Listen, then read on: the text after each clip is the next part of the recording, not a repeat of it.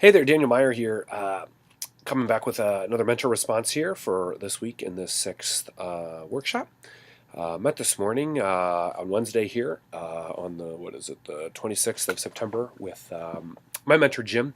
He works, just a reminder, he works at our Lutheran Church Missouri Synod Synodical Headquarters in the Youth Ministry Department. And so he's in his early 60s, and so just been a great mentor. We meet Wednesday mornings at 8:30 at Chick-fil-A. At least the Chick-fil-A is by us. I don't know about you, but we get they do a free breakfast item depending on the month, and so they're doing that now. So we get kind of a free breakfast item to eat, and so free Chick-fil-A works for me, and that's been great to meet.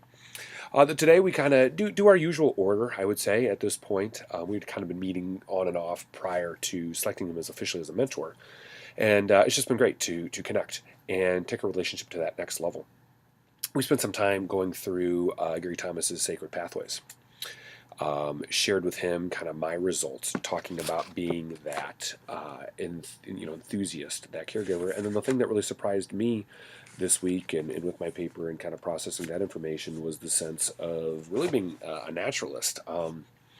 My scores didn't reflect a like, hey, I'm a 28 or a 30 out of anything.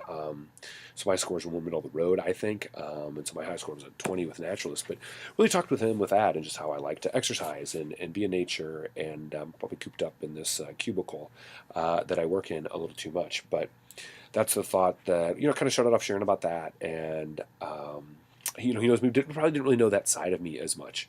And I know I love going to national parks. We live in St. Louis, Missouri, so there's not a ton of those around here. But I would like to try to get to those when we vacation and other things when we can, and just really get out in creation and spend time with God in that way.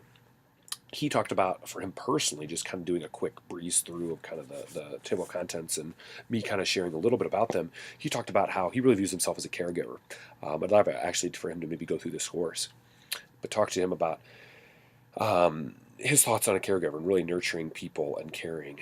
When I talk about Jim to other people, he's kind of the like Better Homes and Gardens magazine type thing. He's really got the gift of hospitality and caring for others that way. And so I've had some meals at his house before with some different groups of ministry leaders, and I mean, it's he really goes all out. And here's this recipe from this magazine, and I did this, and I had to get this special ingredient, and it's really really spoiled with his caregiving that way.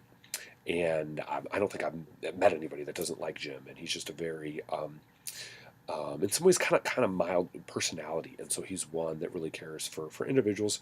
Still, doesn't always get along with everybody, that kind of thing, but really really cares for people, and so that's what's great to have him as a mentor.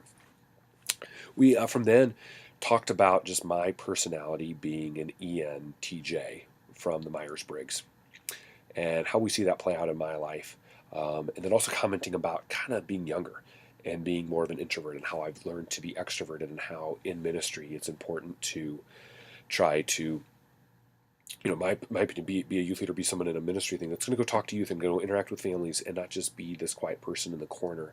Not that means everybody needs to be boisterous and outgoing, but that engagement that you really need to do and show to ministry people that you care in ministry, to families, and reach out and do those types of things.